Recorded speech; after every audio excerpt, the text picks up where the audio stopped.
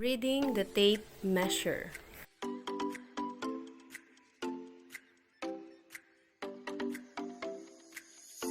Tape measure is a flexible measuring device used in taking body measurements.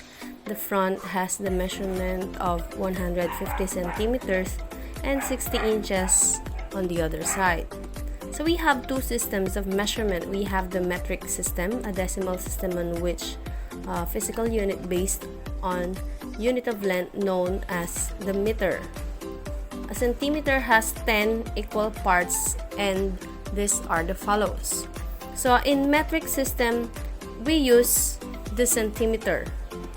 If you are going to look at the tape measure, okay, so it has lines, right? So the first line is what we call the 1 millimeter or 0.01 centimeter. The second line is what we call the 2 millimeter or the 0.2 centimeter. The third line is the 3 millimeter. Okay, so 0.3 centimeter. The next is the 4 millimeter or the 0.4 centimeter.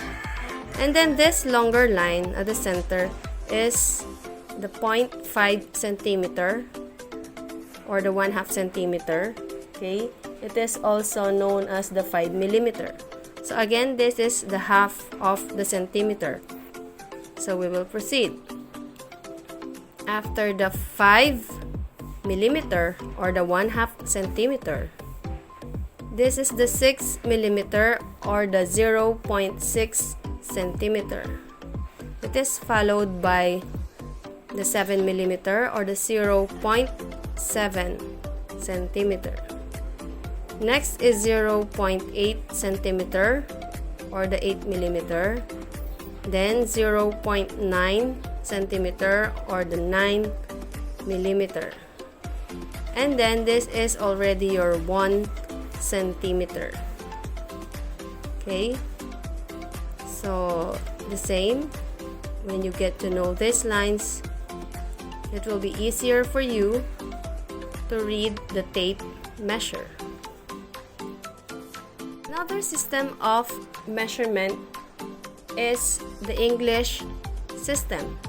The English system has inches as its basic unit, and an inch has 8 equal parts, and these are the following. So if you are going to take a look at the tape measure, before the 1 inch we have 7 lines, right? 1, 2, 3, 4, 5, 6, 7. And then this one is the 8/8 or 1. So the first line is 1/8.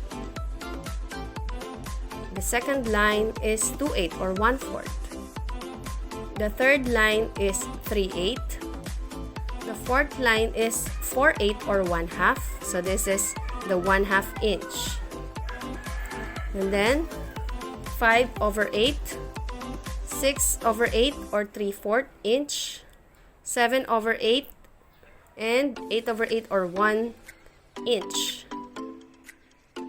Okay, so if you're going to read the following, this is 1 inch and 1/8, 1 inch and 1/4, 1 inch and 3/8, 1 inch and a half, 1 inch and 5/8, 1 inch and 3/4, 1 inch and 7/8, then 2 inches. So that is how you read your tape measure in English system, following the inches as its basic unit.